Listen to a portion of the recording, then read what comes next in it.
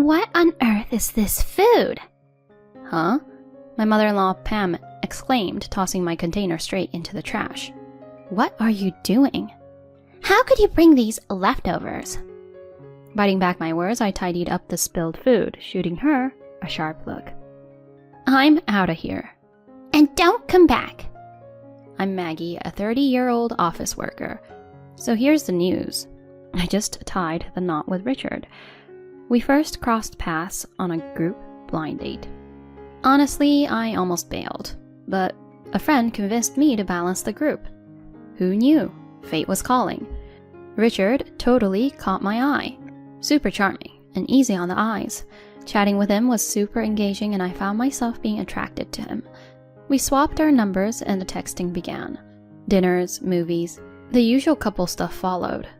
Every hangout was pure gold. We were totally into each other.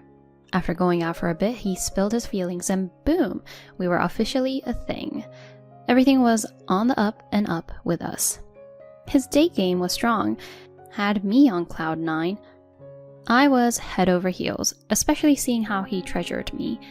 About a year in, he hit me with a big question. Maggie, I can't picture life without you. Forever together. Sound good? Will you marry me? Absolutely. And just like that, wedding bells were in the air. Then came intro time. We met the folks. Richard, being genuine, really clicked with my parents. They were all, treat our girl right. Promise, she's in good hands. Phew, parents approved. Now the tables turned. Time to meet his family. Walking up to their place, I was mad nervous. His place was straight out of a history book. Is your family kinda a big deal? Legend has it Grandpa owned this posh jewelry spot. Cashed in, built this mansion. This is home base. Gotcha. Chit-chatting, the front door swings open and there she was. His mom. Nice to meet you, I'm Maggie.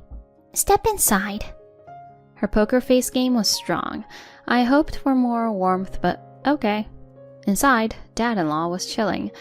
Did the intro thing and got a supernatural pleased to meet you. Awkward silence filled the room.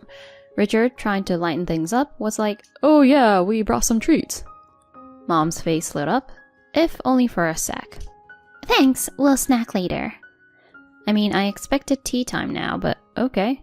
Is she not feeling me? She just took the gift and sat there. Come to think of it, they didn't give me anything. No coffee or cookies. I felt a bit of that cold shoulder. The conversation was super stilted, as expected. Richard, Mr. Optimist, launched into our wedding details. My mother-in-law, Pam, couldn't resist. When you're marrying into this family, there are rules. Go on. Big house, right? Family get-togethers are a monthly thing here. All right. We expect you at every shindig. Plus, pre-party setup? That's on you. You're kidding. She went all ultimatum on me. What? I glanced at Richard. He tried to soften it. It's kinda how we roll. Hope you get it. I really want this to work, but monthly family bashes sound daunting. Is this even a good idea? Doubts were creeping in. This might be over your head. It's a high society thing. Her smirk? Ugh.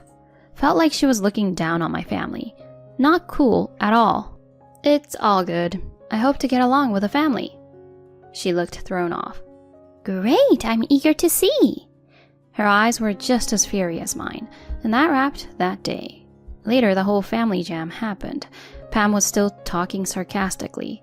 After my folks asked me if I was sure about marrying Richard and into his family, I totally got where my parents were coming from, but I was smitten with him at that point. Plus, I felt that backing out would be letting my mother-in-law win, so the thought of canceling the wedding didn't even cross my mind. We had our beautiful wedding, jetted off on our honeymoon, and started our married life.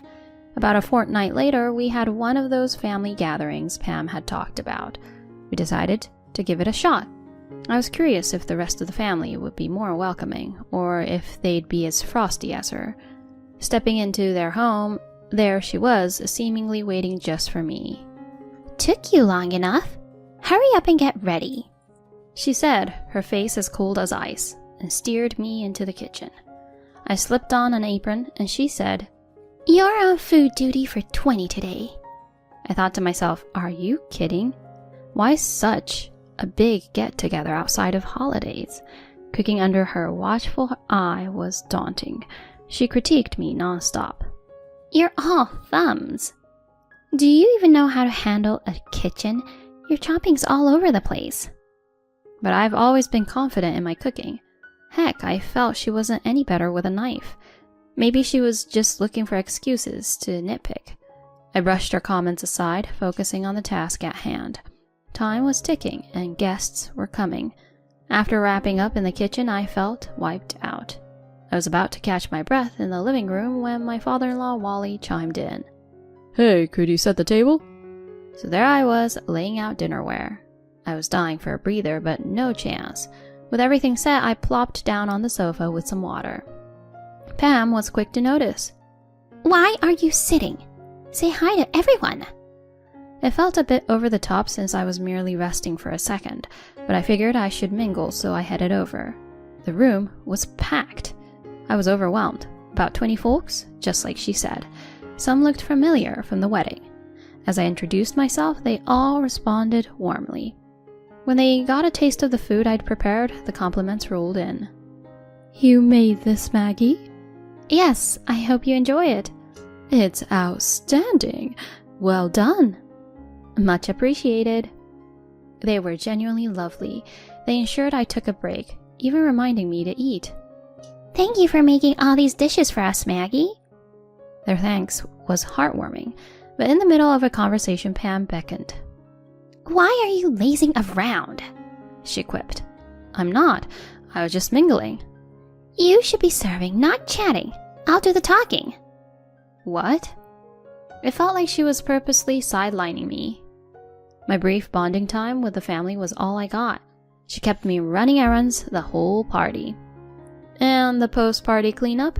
A total nightmare. She barked orders, but didn't lift a finger.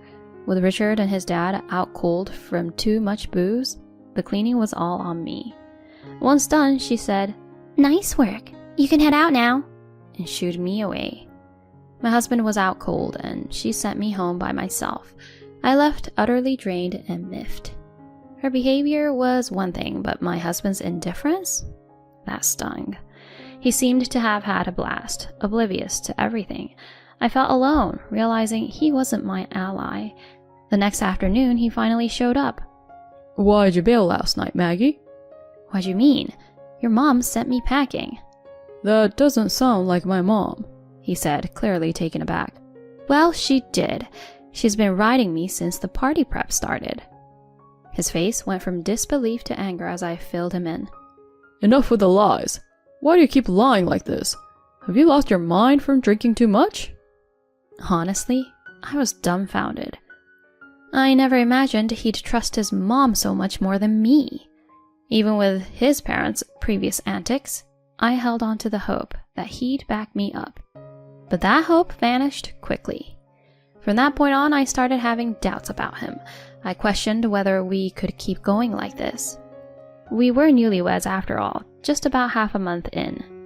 I figured I'd give it a year, if only for the sake of the folks who celebrated with us at the wedding. With that resolution, I kept going with our marriage. He tends to bounce back after blowing up, so thankfully everyday life wasn't like walking on pins and needles. A month later, another gathering at the in-laws loomed. Prepping myself, I made my way there, curious about how many I'd be cooking for this time. I greeted. Good morning, Pam. Come to the kitchen right away. Per usual, she was straight to the point. Donning my apron in the kitchen, I noted fewer ingredients. Asking how many guests to expect, she responded dismissively. 7. Just 7? Got a problem with that? No. I was taken aback. Last time it had been way more, but 7 felt doable. With that mindset, I began. Yet, like clockwork, she found flaws with every move. With fewer attendees, I hoped to actually enjoy the gathering. But the opposite happened. Pam, now able to monitor me more closely, kept me on a tight leash, denying me any downtime. It was draining, even more so than last time. And my husband? He just immersed himself in food and had fun, leaving me to tend for myself.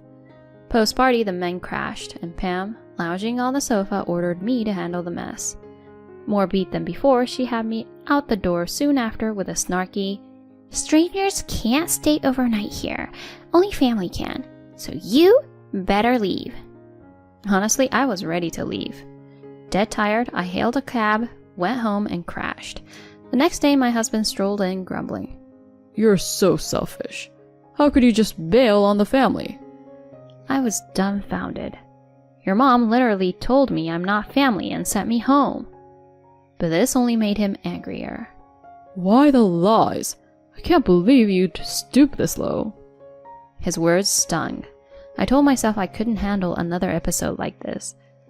A few weeks later, he mentioned a major family gathering. "Too much cooking for one morning at my folks. Maggie, they want some dishes prepped in advance." I begrudgingly agreed, thinking it'd just cause more issues if I declined. After a full day of cooking, I packed everything up. Cooking from home spared me any nagging from my mother-in-law. I got to their place early, prepping for the 50 expected guests. Once all arrived, Pam announced, "Thank you for coming. The meal will be out shortly. Enjoy some drinks in the meantime." She seemed to revel in playing hostess. She signaled me for the food. As I started unpacking the dishes to transfer them, she exclaimed, "What on earth is this?" "What do you mean?" "There's quiche, fried chicken, the dishes you asked for." "Who'd eat such mundane food?" In a shocking move, she tossed my dishes in the trash right in front of everyone. "What are you doing? How could you bring these leftovers?" "I apologize, everyone. My daughter-in-law made a mistake. But don't worry, I've prepared some exquisite appetizers for you all." Turns out she'd planned this humiliation from the start. After I spent hours in the kitchen, she carelessly discarded the food right in front of our family, making me feel small. It was clear she was trying to push me around, aiming to have me in her grasp. How she managed that with such ease is baffling. Without uttering a word, I tidied up and shot her an icy look. "I'm out of here. "And don't come back." And just so you know, I want a divorce." My outburst left my in-laws and husband speechless.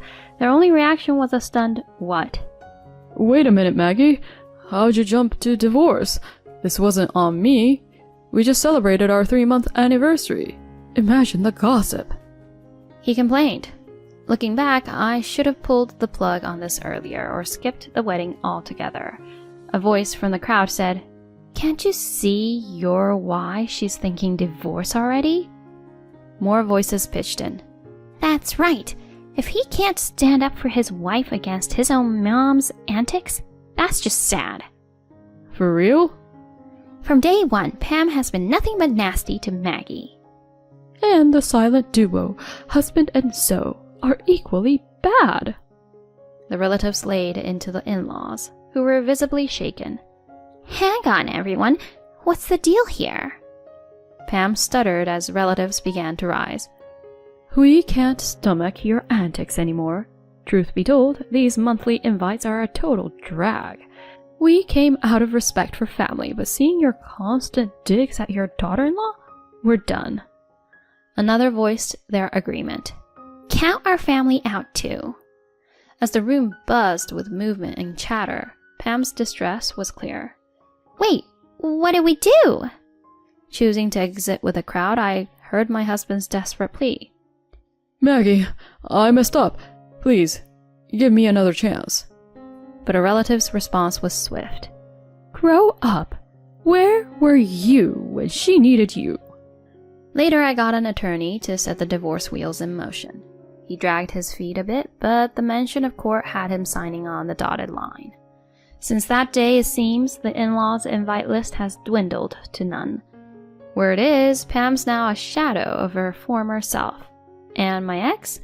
He's become the joke at his office and around town, known as the guy who lost his wife in a flash.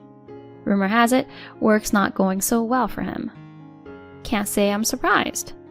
Meanwhile, I've settled back with my parents and jumped back into my career. Thank heavens I hung onto that job post-wedding. For now, it's all about work and saving up. I've pressed pause on the whole love scene, but when I'm game to dive back in, I'll be vetting the in-laws for sure.